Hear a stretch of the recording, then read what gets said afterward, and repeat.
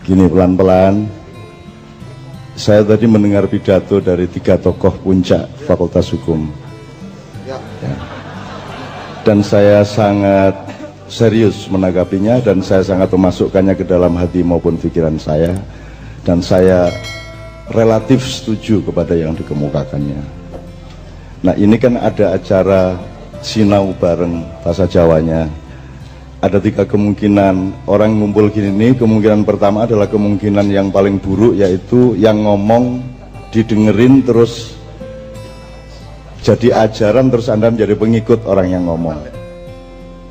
Jadi saya di sini, Anda dengerin terus Anda ngikut saya, terus nanti jadi aliran torikot apa aliran terus jadi saya bisa jadi Karl Marx, saya bisa jadi Machiavelli, saya bisa jadi Ibnu Taimiyah, saya bisa menjadi Habib Rizik. Nah, saya tidak merekomendasi yang ini. Kemungkinan kedua adalah setiap orang yang tampil di sini membawa kebenarannya masing-masing dan berdebat untuk mempertahankan kebenarannya masing-masing. Dan ini tradisi mainstream modern. Kalau sudah berdebat di media sosial itu bukan bareng-bareng rendah hati mencari yang benar yang bagaimana, tetapi datang dengan sombong dan mantap untuk mempertahankan kebenaran masing-masing. Benar nggak? Kalau Anda milih ini, saya mulai. Saya tidak merekomendasi yang ini. Saya juga tidak akan mempertahankan kebenaran saya, karena saya tidak pernah bilang kepada Anda bahwa yang saya omongkan pasti benar. Kebenaran tidak di tangan saya. Saya ini hanya bisa bergabung kepada kebenaran. Tapi kebenaran yang sejati, Anda sudah tahu rumusnya. Untuk anak-anak maknya, ada benernya sendiri, bener dewe. Di atasnya ada benernya orang banyak. Demokrasi terasosiasikan yang kedua ini, benernya orang banyak. Orang sepakat, oh gini yang bener, bahwa Indonesia ini diserahkan kepada PDIP, Golkar, kan gitu. Udah, pokoknya undang-undang yang seperti itu mati hidup kita ngikut sama mereka, meskipun mereka monster semua rata-rata, gitu ya. Oke, ini benernya orang banyak. Yang ketiga adalah kebenaran yang dinamis yang kita cari terus-menerus, yaitu benar yang sejati, the real truth of life, gitu ya. Nah, saya merekomendasi semua yang kita omongkan ini nanti adalah kita, Anda, saya, para narasumber maupun anak-anak saya yang tadi pidato itu bareng-bareng yang benar yang gimana ya. Kita cari bareng-bareng dan kita nyicil. Nggak mungkin kebenaran judul ini kita temukan malam hari ini. Tapi kita harus ketemu kuncinya, pintunya, dan arah-arah untuk menemukan sumber dari kebenaran masa depan maupun masa silam kita. Kan gitu. Jadi kita nyari bareng-bareng loh ya, rendah hati ya. Kalau salah ya ketawa aja, wong. Kan setiap orang punya kekonyolannya masing-masing. Saya juga punya kekonyolan. Saya jangan pikir dengan Anda yang dokter dan pinter bahasa Arab itu tidak punya kekonyolan. Dia juga punya kekonyolan yang dirahasiakan kepada mahasiswanya. Senior kita Bapak Kamal Firdaus yang tokoh hukum sejak tahun 70-an di Jogja ini juga saya tahu persis konyol-konyolnya, sebagaimana dia tahu persis konyol-konyol saya. Kalau manusia tidak punya kekonyolan, silahkan menjadi Tuhan atau malaikat, kan begitu. Jadi wong elek rupanya ya ra masalah, wong rada bodoh sithik ra masalah gitu loh. Wong rada sithik ya ra masalah, ning panggonane iki sing cetha gitu kan seterusnya. Oke ya. Oke, nanti ini kuncinya, tolong diingat, ini kuncinya adalah apa bedanya? Gini, kalau Anda ngomong Muhammad tadi, Ustadz kita dengan ngomong, kalau Muhammad itu kan salah satu rumusannya Muhammadun Basyarun bal huwa yakut bainal hajar. La kal basyari bal huwa yakut. Jadi Muhammad itu manusia biasa. Tapi dia bukan manusia biasa, artinya dia tidak sembarang manusia. Dia adalah mutiara di antara batu-batu. Nah, orang modern gara-gara terbiasa demokrasi tidak lagi belajar membedakan bedanya manusia dengan manusia, gitu ya. Jadi orang udah nggak ngerti lagi mana manusia bermutu, mana tidak. Nah, kita nanti ngomong karakter dan kepribadian dengan setting Nusantara dan seterusnya. Cara pembelajaran kita adalah, loh, ada bedanya memang. IQ aja ada di bawah 100, ada sampai 160 kok. Jadi ada yang manusia mutiara itu ada. Semut saja ada ratunya kok. Kambing saja ada pemimpinnya kok. Macan saja raja rimba kok. Jadi Tuhan memang bikin batu digosok jadi akik, terus laku. Tapi sehebat-hebat kamu menggosok akik, dia tetap tidak punya takdir mutiara. Nah di Indonesia Anda tidak mengerti bedanya mutiara sama batu, dan tidak ada kuliah, tidak ada kurikulum yang mengajari Anda untuk mempelajari manusia, batu yang mana, kerikil yang mana, kerakal yang mana, tembaga, manusia perak, manusia emas, manusia berlian, inten, mutiara. Anda tidak punya wacana tentang itu, sehingga yang menang adalah yang punya uang, yang punya kapital, yang punya modal, sehingga dia bisa ambil batu yang murah terus dicat-cat seperti mutiara, terus diumumkan, dicapreskan, jadi kan begitu. Sebab Anda tidak ngerti, maka Anda harus 10 tahun jatahnya, nanti saya kasih tahu 10 tahun jatah Anda untuk memahami manusia. Satu, untuk memahami manusia. Untuk itu gini teman sekalian, kita akan eksplorasi bareng-bareng, kita nyari kebenaran bareng-bareng. Untuk sesi kedua nanti saya mohon para narasumber maju ke depan, tapi sebelum itu saya ingin duduk bersama para tokoh. Jadi yang pidato 3 orang tadi saya mohon di sini. Nah, tepuk tangan, tepuk tangan. Oke, kalau hujan turun bagaimana? Saya tanya dulu. Lanjut. Siapa yang mengatakan hujan buruk? Hujan itu negatif. Kita pastikan. Kalau hujan negatif, ini menjelang hujan mulia ya kan. Gitu. Kalau hujan, siapa yang berani hujan-hujan bareng saya di sini? Wani ya. Loh, Anda ini khalifah, Anda ini pemimpin rahmatan lil alamin, nggak hanya memimpin manusia, Anda memimpin rumput, memimpin air, memimpin udara, memimpin lingkungan hidup, memimpin awan. Sekarang ketika Anda kumpul, semua yang Anda pimpin ingin datang. Tadi air bilang saya di awan, Cak, saya boleh ikut nggak? Monggo. Gitu. Akhirnya gerimis lah. Ngono ceritanya. Apa hak saya melarang air ikut bersarasehan di sini?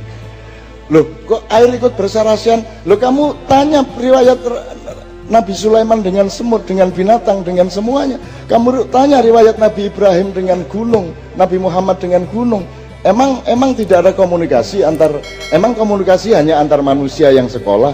Komunikasi kan Anda juga bisa sama batu, sama rumput, sama siapapun kan komunikasi. Kan kalau kesepian tidak punya pacar malam minggu karo kucingnya guyon dhewe kae. Dikanek ngene-ngene ngono apa. Anak kucing ora masalah, ning sing duwe wedhus ki lho. Duwe wedhus ora duwe yang, akhire wedhuse dikeloni ngono kae. Engko metu aswatama ya. Oke, bismillah. Oke, saya minta mikrofonnya untuk Mbak, untuk Mbak. Tadi yang pidato pertama tadi, yang berdiri tadi, Mas. Maju, Mas. Yang tadi pidato yang pertama. Tafadhol antum. Yang tadi pidato pertama apa tadi? Fadhal Ustaz, fadhal ilal amam. Silakan, Mas, ayo Mas. Masnya tadi. Saya mau dialog mengenai judul, setelah itu supaya nanti narasumber bisa tidak harus dari awal bicaranya gitu. Ayo Mas. Coba cara meletakkan tangan ya, cara. Gitu Mas. Enggak apa-apa, itu perlu loh. Anak kon tadi presiden pidato ini. Bangsa Indonesia yang saya hormati, ayo apa pidato ini itu? Mbok kaya Bung Karno, Nehru pernah salah, Churchill pernah salah, Karl Marx pernah salah, semua tokoh di dunia pernah salah, tetapi Muhammad tidak pernah salah. Ngono presiden nih gue. Oke, let's start discussing. Sebelum diskusi saya minta, karena bahannya sama dengan judulnya. Ini kan judulnya kita baca lagi. Berkepribadian dalam kebudayaan Nusantara sebagai ikhtiar mempertahankan karakter bangsa. Saya sangat setuju dan saya ingin Anda tepuk tangan untuk yang menciptakan judul itu. Oke. Mas, mikrofonnya dipegang. Semua dikasih mikrofon. Oke. Mas semua menyanyikan ikut Kiai Kanjeng ini semua untuk meneruskan bahwa kita berdiri untuk Indonesia Raya dengan ikhlas, kita berdiri untuk himne UII dengan ikhlas, dan kita melakukan semua pada malam hari ini karena kita akan mengalami zaman baru.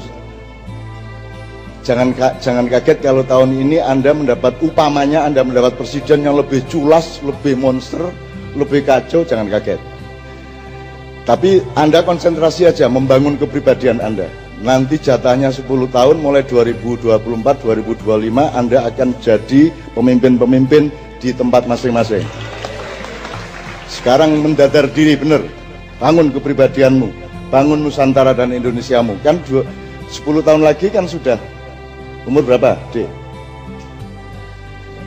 Sudah mulai, itu sudah mulai wakil dirjen, udah bisa itu. Udah tenang aja. Nanti akan ada zaman baru. Bismillahirrahmanirrahim. Dan ini kita ngomong sambil setengah nekat supaya Allah, lu kok ngawur gue ngomong ngono lah ini ya terus pripun meleh ya kan gitu kan. Tinggal begitu saya. Lah kita bisanya berdoa dan yakin ya. Kalau kita tidak yakin sama doa kita terus nanti Tuhan ngomongnya lain lagi. Misalnya ya Allah, apa mungkin ya ada zaman baru. Terus Tuhan bilangin, "Lah kowe dhewe ra yakin no." Nah, sekarang kita yakin pokoknya 10 tahun lagi. Tahun 2000, karena perjanjian 500 tahun sudah lewat. Sekarang kita sedang melakukan transisi untuk menuju Nusantara Raya yang akan kita bangun bersama, gitu ya.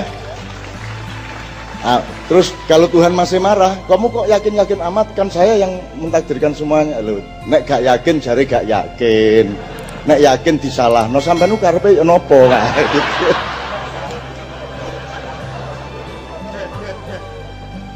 Saya sebagai orang Arab berani seperti itu.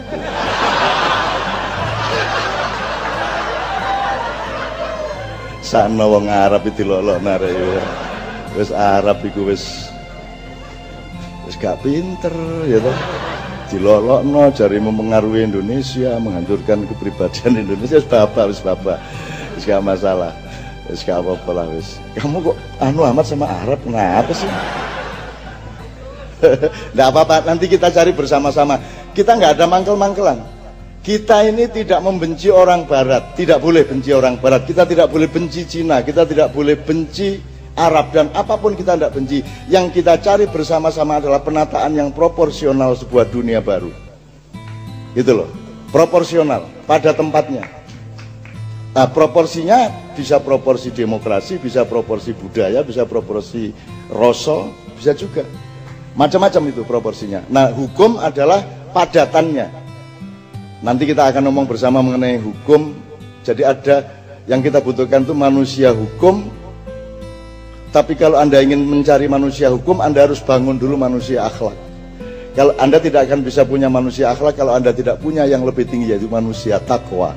Nah, ini struktur takwa, akhlak, hukum ini kalau nggak dipahami, misalnya kalau di fakultas hukum kan ada filsafat hukum, ada moral hukum, ada akidah hukum yang menjadi sumber dari setiap pasal hukum dan seterusnya. Itu harus kita cari bersama-sama. Aku gak ngerti kurikulumnya ono ngono tak gak masalah lah.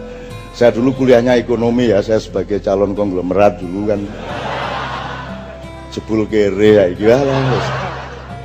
Ngopo aku kuliah ekonomi ke ngopo aku pian. Wis gara-gara temennya Pak Kamal tuh. Namanya Romdon Naning SH. Itu satu wilayah sama saya di Kadipaten, dan dia itu tiap hari ngejek saya. Dia tahu kalau saya jarang masuk sekolah gitu kan, nggak mungkin lulus gitu kan di SMA. Akhirnya dia kalau ketemu pagi-pagi dia berangkat sekolah, saya berangkat sekolah, dia ngopo sekolah nun ora mungkin gue mesti ora lulus, apa meneh mlebu UGM ora mungkin gitu kan. Aku ditantang ngono iku akhirnya tak bikin lulus. Jadi guru-guru saya kalau ngelihat teknis nilainya saya pasti tidak lulus. Tapi harus ada dimensi politik lain yang membuat lulus. Jadi saya jadi anak yang sangat mengancam sekolahan. Itu akhirnya guru-guru rapat ini saya usul Pak Giarso, kepala sekolah Pak Giarso, daripada kita repot setahun lagi, mbok sudah Ainun diluluskan saja. Lulus aku. Sip itu. Nilainya ya 4,5 terus setengah lah. Neng lulus akhirnya ya. Tapi lumayan Ramadan enggak tahu sampai hari ini. Kasus lulus saya itu kan lulus politis kan gitu. lulus security gitu. Terus saya masuk UGM tak leboni kabeh Mas, kedokteran saya diterima, teknik sipil saya diterima, arsitektur saya diterima, ekonomi saya diterima. Yang enggak diterima di Fakultas Sastra mangkel aku. Sastrawan iki enggak diterima di Fakultas Sastra. Mangkel temen aku, kurang ajar arek-arek. Lho masa saya diterima di psikologi, diterima di fakultas-fakultas yang serem-serem, diterima di sastra gak diterima Mas aku Mas. Akhirnya tak sepatani. 5 tahun lagi saya akan ceramah di Fakultas Sastra. Ngono aku. Terus Tuhan panik.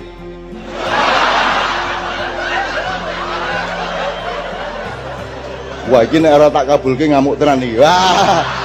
Akhirnya 5 tahun kemudian saya diundang untuk kuliah umum di Fakultas Sastra UGM.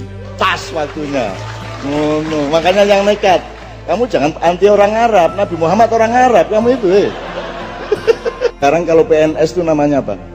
Pegawai. Mas, mikrofonnya jangan jauh. Ini biar mahasiswa aja. PNS itu kepanjangannya. Ya, mikrofonnya saya kasih itu untuk dipakai. Ya, pegawai negeri sipil. Pegawai negeri sipil. Oke. Kenapa bukan pegawai negara? Kok pegawai negeri? Why? Negeri ini gimana nih urusannya nih? Kapan negara, kapan negeri? Kenapa lagu tadi padamu negeri bukan padamu negara? Padamu negara. Kenapa kok negeri? Menurut Anda kenapa kok pegawai negeri sipil bukan pegawai negara sipil? Why? Ini ada hubungannya nggak nanti sama filsafat hukum? Ya, ayo Mas. Ini sebelumnya saya belum pernah mendengar perbedaannya Pak. Tapi kalau saya berpikir, kalau negara itu lebih pada unsur politiknya Pak, kesatuan politik. Kenapa itu disebut negara? Tapi kalau negeri itu bisa lebih cakupannya lebih luas. Oke. Negeri bisa termasuk orangnya, Yes. Alamnya dan lain sebagainya. Okay. Kalau birokrasi itu nyambungnya ke negara apa ke negeri? Birokrasi. Kata birokrasi nyambungnya ke negara apa ke negeri? D. Dipakai negara. Kenapa namanya pegawai negeri? Katanya negara, birokrasi nyambungnya ke negara. Kenapa disebut pegawai negeri kok enggak pegawai negara? Ayo Dek. Pak Dekan tolong gini-gini nih, sekali-sekali ada sarasian kecil di kampusnya. Karena gini prakteknya. Kalau pegawai negara jelas undang-undangnya, konstitusi. Tapi kalau negeri itu bahasa budaya, bahasa yang lebih luas. Nah, kenapa disebut pegawai negara Republik Indonesia? Karena pegawai itu taat kepada siapa? Harus patuh kepada siapa, Mas? Pegawai itu harus taat kepada siapa? Kepada negara. Kepada negara, kepada undang-undang negara. Makanya kenapa kok tidak disebut pegawai negara?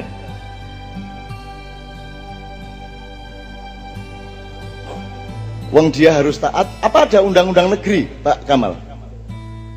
Yang ada undang-undang negara. Kenapa? Jadi kalau negeri sama negara tidak diproporsikan secara benar, kita boleh dong mengubah nama Allah. Kan setiap huruf ada kekuatan hukumnya. Pak Muzamil, ini contoh negeri. Ini contoh orang dari negeri Madura. Ya. Dia punya kedutaan besar di Arab Saudi. Jadi di sana ada kedutaan besar Republik Indonesia, ada kedutaan besar Republik Madura. Itu di Mekah ada itu. Anda kalau ke sana tidak usah ke KBRI, KBRM saja. Ya, mudah dapat apa-apa, mudah. KTP bisa dipalsukan, gampang. Oke, tak terusin supaya nggak panjang-panjang.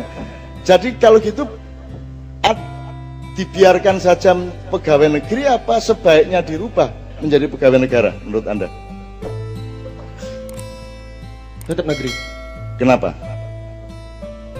Saya baru paham terkait perbedaan negeri dan negara ketika Negeri itu adalah ketika dia untuk mengabdikan dirinya kepada negeri itu, pada Indonesia. Negara itu adalah sebutan untuk keluar. Oke, saya belok dikit, tetap dalam konteks ini. Itu kalau ada orang kerja sebagai pegawai negeri di kantor kabupaten, dia taat kepada bupati apa tidak? Saat Bener nggak pegawai taat sama bupati? Bener apa salah? Bener nggak karyawan atau pegawai itu taat kepada bupati? Taat kepada gubernur, taat kepada presiden? taat kepada undang-undang, Pak. Ya? Taat kepada undang-undang. Taat kepada undang-undang. Kenapa bupati boleh mutasi siapa saja begitu udah jadi bupati? Kan posisinya bupati dan pegawai kan sama, yaitu pada posisi harus taat kepada undang-undang. Boleh nggak bupati mecat PNS? Yep. Boleh. Nggak boleh, Pak, kalau bupati. Oke, maksud saya gini loh. Pokoknya tolong ini diurus ya besok ya. Ini nggak jelas ini negara kita ini, ya. Lah gimana? Apakah ada bupati tahu bahwa dia bukan pemimpinnya di situ? Dia bukan orang yang paling berkuasa. Ada nggak bupati yang tahu bahwa dia bukan yang paling berkuasa di kantornya? Ada nggak? Semua yakin dan merasa dia yang paling berkuasa di kantornya. Bener nggak? Salah. Presiden itu tahu nggak bahwa dia tuh TKI nomor 1? Tenaga kerja Indonesia diupah oleh rakyatnya, tahu nggak dia? Jadi kalau sebutan RI 1 bener apa salah? Masuk akal nggak RI 1? Nah, tolong diurus ya, gitu-gitu ya, gitu ya. Ini cuma contoh aja kok, cuma contoh aja. Jadi nggak harus diselesaikan malam hari ini. Kalau saya, kata negeri itu menjadi alat mengkamuflase di mana pegawai akhirnya tidak taatnya itu kepada undang-undang tapi taat kepada atasan. Bener nggak taat sama atasan, Mas? Salah. Anda pelajari birokrasi di Jerman, di Inggris, dimanapun tidak ada yang namanya taat sama atasan. Nggak ada. Taat itu kepada undang-undang. Jadi kalau Anda cari paspor, yang nanda tangani tidak harus kepala imigrasi. Kalau Anda bikin KTP, yang nanda tangani tidak harus camat, tidak harus bupati. Tukang sapu di kantor kecamatan boleh menandatangani. Yang penting ada tanda bahwa sudah ada yang mengesahkan di antara para pegawai yang statusnya sama dengan camat, yaitu taat kepada undang-undang. Itu loh, Mas. Masuk akal enggak? Jadi kalau Anda nanti dicegat polisi, mana KTP-nya, bilang, loh saya yang tanya mana KTP saya, ngono. Polisi, pemerintah itu kita bayar untuk nyatet siapa kita. Kita kasih biaya untuk beli kertas, beli printer segala macam untuk nyatet siapa saya. Jadi kalau Anda dicegat di jalan, mana KTP-nya? Saya bilang, sopo aku ayo. Dia harus tahu rakyatnya. Dia harus tahu rakyatnya siapa. Maka harus punya database. Punyakah birokrasi Republik Indonesia database yang benar mengenai rakyatnya? Punya apa enggak? Catatan tartil, detail mengenai rakyatnya? Punya enggak? Belum tentu. Kalau Anda beli SIM card disuruh ngisi, bisa enggak Anda ngisi nama gendul, alamat iki? Bisa jalan enggak SIM cardnya? Jadi itu aturannya beneran apa pura-pura? Nah, tolong dibenahi, Pak. 10 tahun lagi nggak boleh yang begini-begini, ya? Ya, jelas ya. Kamu ketua DPR ya? Ya toh? Oke. Ini contoh, selebihnya banyak sekali hal-hal yang. Jadi misalnya pemahaman mengenai KTP, paspor, itu bukan rakyat yang butuh KTP. Pemerintah yang butuh ngerti siapa rakyatnya, dia punya identifikasi, terus dia yang harus nyatet. Malah kita yang disuruh melamar untuk bikin KTP. Lah gunanya awakmu tak upah itu gaya apa? Kon gaya nyateti aku hari ini. Masa ana boro ndek omah bose teko, mana KTP-nya? Loh, kan iku boroh kowe malah takon aku. Tapi jangan langsung dilakukan besok pagi, itu tonyo temen kan. Wong polisinya yang ndak paham, wali kotanya ndak paham, presidennya juga ndak paham. Mau bagaimana? Wong panjen ndak paham semua, sehingga mereka semua insya Allah tidak ada yang masuk neraka. Soalnya begitu dimasukkan neraka, terus ada malaikat yang bilang, Lu kok masuk neraka, emang nggak ngerti kok dia. Jadi nggak masuk neraka. Jadi kalau Anda ingin masuk surga, bodoh lah. Nggak ngerti apa-apa banget ya loh, wis. Oke ya, oke.